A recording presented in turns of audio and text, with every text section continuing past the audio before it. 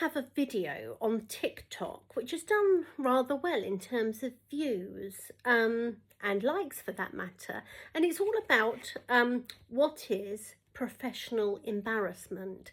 And somebody recently challenged me in a very nice way and said, you didn't actually answer the question.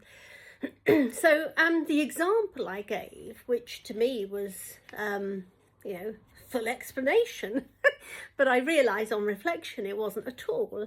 The example I gave was the wife who came back to me, having done wills with her husband, and said, "Oh, Jane, my husband's an idiot."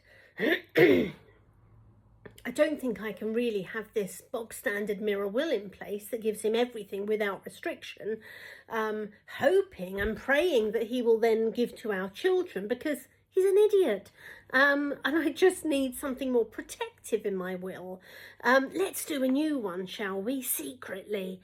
And I had to explain that I couldn't do that because I'd seen them as a couple. They remain a couple, and reading between the lines, of course, she could go to a different lawyer and do her secret will elsewhere, but she couldn't do it with me.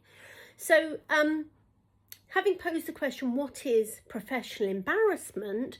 Professional embarrassment is where a lawyer feels that it's problematic or untenable to continue representing or doing work for that individual, that they can no longer act for them. And that was my example of, I had to turn that person down and say, look, I'm really sorry, I saw you as a couple. Your scenario is not that you're divorcing and I can see you separately to do your separate wills. That's not your situation. You remain married. You're just really concerned that you're married to an idiot, and that's okay, but that's not something I can sort out for you.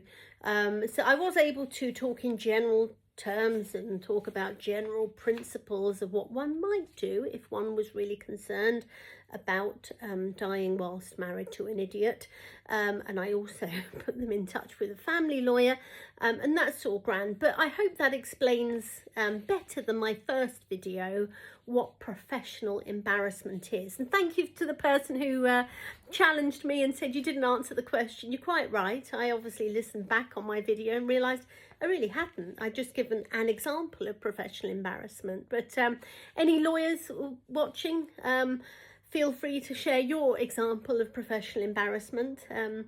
We have some amusing stories amongst us, so please share if you feel inclined. Changing all names, of course.